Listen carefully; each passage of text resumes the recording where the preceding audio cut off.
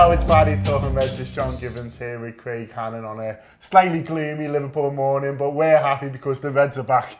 I know, yeah. It feels like an absolute age, doesn't it? Really, this, especially this week's gone really slow. I think because you prepare yourself for last weekend that right, there's no football. I'm going to do this. I'm going to do this, and then it gets to Monday and it's like, there's still no football. And we've still had to wait. I've never seen so many of my friends on WhatsApp groups and on my Twitter timeline like watching so much random football. Like, you know, Juventus got an absolutely ridiculous penalty last night, but all my mates were like talking about it, like, shame there's not been much footy on, lads, you can tell. Do you know what, as well? I planned for this 2 weeks to sort of like just do lots of jobs at home, and, you know, I had a little list of things that I hadn't done yet, and I've just realised I've done absolutely none of them as well, which means, you know, I've just sort of relaxed too much during this period. But yeah, I'm just you deserve it, hon. Yeah, I'm just so excited though it's the Reds again. Yeah, Jürgen Klopp's just done his press comments. He says, we've been looking forward to this game like we haven't played for half a year. And it's like, yeah, same year. That's how we feel as well. He's also talked about the dream of a full week to prepare. So obviously they all went off on holiday, and it was interesting seeing where different players went and how they sort of approached it. A couple of them had a baby, which was cool for them. But then this week he's had this full week that he hardly ever gets. It's probably the last one realistically that he'll get this season, and he's just said what a dream that's been for the manager, and, you know, the fact that he's almost got a full squad to pick from as well. We'll come on to that in a minute. You know, I'm sure he's enjoyed it, I'm sure he's relished it, I'm sure they've done loads of work on shape and plays and passages of play and things like that, and, you know, everyone, Jürgen, players, us raring to go for the weekend. Yeah, definitely, and I think, you know, he'll have been preparing not just for this game, he'll have been using this week preparing for the next 2 months, because if you look at the fixture list, it's absolutely mad with the Champions League if they continue through in that, and we hope we will, and we think they will. Obviously the FA Cup as well, being a midweek, that adds another one. It's going to be games every sort of 3 or 4 days, and you know, Jurgen's spoken in the past about the importance of his time on the training pitch with his lads, and it's also brilliant in terms of the preparation, but, you know, getting players back as well, because, you know, players like Mane and like Milner who have been out, Keita who hasn't had much game time and was just coming back before the break. We've now got a really, really strong squad for the run-in, and you know, if for instance we need to do a little bit of rotation and bring one out and put one in, you know, there's real strength and depth there. So I think just Liverpool have come out of this just in a really healthy way, haven't they? Still in the FA Cup as well, and you know, two players with more children than they had before the break. Yeah, unbelievable. He did give a huge shout out to those boys, and the hard boys, obviously a lot of them who played in that FA Cup game, said how much he enjoyed it, said how it showed what a good state that the club is in, that you know, we can play such a young team and they play, you know, like a Liverpool side. So he gave a big shout out to them. But on Saturday, I mean, you just mentioned there, Craig, almost a full selection of the squad to pick from. He said it's only Shaqiri and Klein who he hasn't got. I mean, I love that he always mentions Klein every week, just to remind us all that he's still a fella. He's still a fella.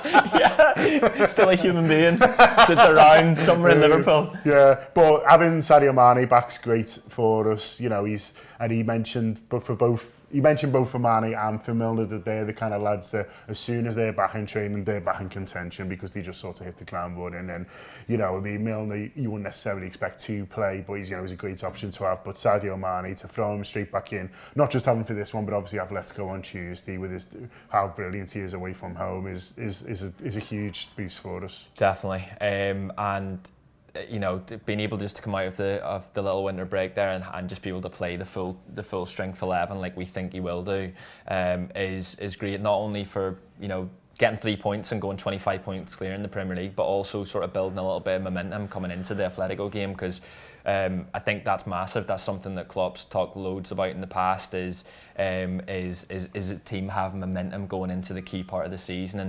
And another thing that he's sort of mentioned, and we've heard Pep Linders mention in interviews, is that all of their preparation up until the winter break is then about what happens afterwards. It's not, you know, we saw him, for instance, play the front three and rotate slightly less than what he has done in previous seasons over the Christmas period, because he's probably looked at it and thought, well, we can just breeze this, we can just get dead clear going into the winter break.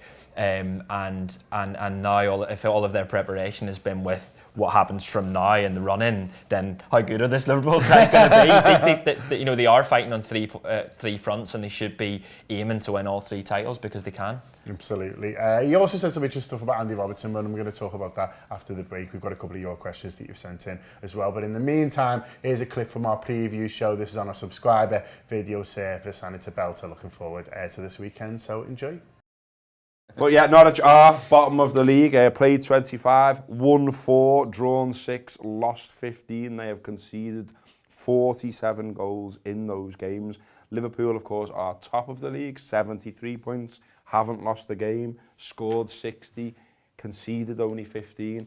What I'm saying here, the short way of saying all of that, what I just said, is it's hard to see anything here but a Liverpool win, isn't it? Yeah, you're right, and I think it feels like we've been saying this. We basically say this every game, week, don't yeah. we? I think the one sort of factor that not worries me, but is one to think about, is the little break, because it feels like coming back from an international break, even though it's not. They've had a nice rest, and like we know Jurgen Klopp, like really, especially the front 3, the midfield, there wasn't as much rotation as we'd seen in previous seasons. It felt like he'd just gone, right lads, I'm going to run you to the ground, and then you get your 2-week break, no matter whether there's replays or nothing.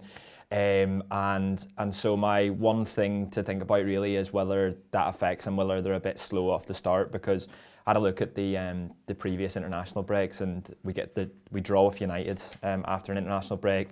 We beat Palace 2-1 away just about after the international break. Yeah. So I wonder if it'll be a little bit of a slow start. We know what this team do with a bit of momentum, and it might just take a little bit of a time. I'm saying this, and we're playing bottom of the league, Norwich, and we're top of the league by about 1 million points now, Gareth. So it's not a case of worrying about it. It's just something to think about. Hope you enjoyed that. The full version is available on our subscription video service. Do apologise. So if you don't yet subscribe to the Anfield app, now is obviously a brilliant time to do so as we get into the run-in of what promises to be an exciting and glittering campaign. But yeah, if you go to theanfieldapp.com/subscribe, and you can choose which level of service suits you best. In terms of the YouTube comments, we've got a few questions that have come in. Do you want to go for one of them this morning? Yeah, so one of them's from John Kenny, and it is with the great news of our redevelopment of Anfield and the Anfield Road end. Are you happy with the current state of the Kop?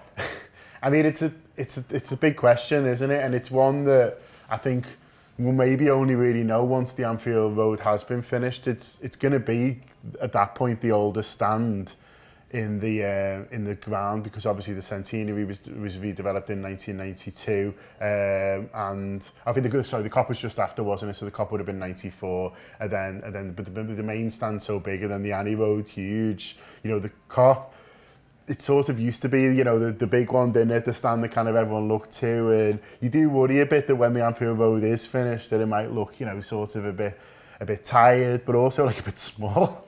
Yeah, I know what you mean, yeah, and that might be one for them to look at in the future. And obviously there's logistical problems. There's a road right behind it, and I know I think they're doing away with the Anfield Road, or they've managed to sort of do a diddle. Yeah, basically, yeah. The plan was to close some of it, and then they had a bit of feedback from residents, and they've managed to do a compromise, which.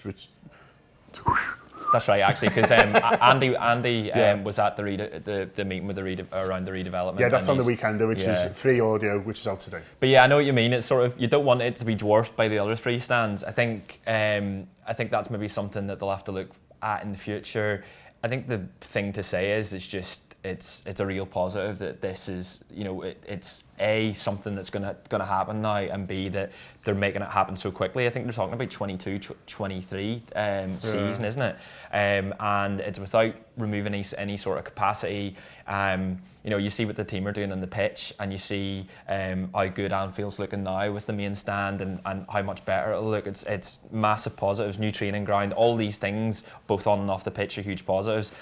I know what you mean. I think it's just one of those we're going to have to see. I think the thing with the Kop is, it's the way it looks, but it's the way it sounds on those European nights, and it's the influence that it can have, and it's the people that's in the stand more so than the actual stand itself. So, I don't think it'll do anything to diminish what the Kop's able to do to opposing teams when it comes to Anfield. Yeah, I'm just conscious that we went to Spurs together a couple of weeks ago, and that stand they got behind the goal. I mean, it's you know, it's mouth dropping and jaw dropping, isn't it? It's absolutely unreal. And you know, when you see that, you know, you do think, oh, you know, something like, you know, something even bigger, like how daunting would that be? But like you rightly say, it's the people in the stand that make it, and Spurs have still got their fans, and we've got us. But that is the thing, because we got into the stadium, fucking hell, that looks amazing. It was like, reminded me of Dortmund's wall, the yellow wall, except there was absolutely no sound came from it. And I don't know whether that's because they've moved, you know, season tickets in there in a small group, but then they're sort of dwarfed by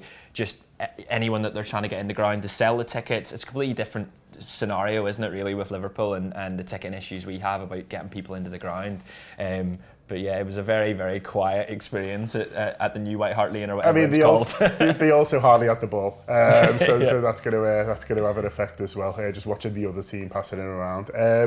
As promised, I wanted to talk a little bit about Andy Robertson before we finish, because he was mentioned in Jurgen's press conference, and Jurgen was talking about the fact that so many of the players were playing with pain in December and January, and he started it by talking about the example of Henderson against Barcelona, because he was asked a Valentine's question that kind of led on to here, and he talked about, you know, the fact that he said it's just pain, I'll get on with it, but he said nearly all of our players were playing with pain in December and January, but he singled out Andy Robertson as someone who said he was having problems with his left foot, and then he made a joke about, and that's the only decent one he's got. But I thought it was funny he singled out Robertson to say, like, look, he's had this problem, because I've seen a bit of criticism for him recently about his performances, and I think, you know, it's all relative, isn't it? But I saw the stat that he'd only created one chance in the 5 games previous, which is very unlike Robbo, you know, with his crossing. You know, he's not necessarily always going to get assists, but you thought he'd be creating more chances than that. But this is a bit of a background, isn't it, that maybe, you know, he's been playing through something, he's been getting through it for the team, and hopefully if this break is given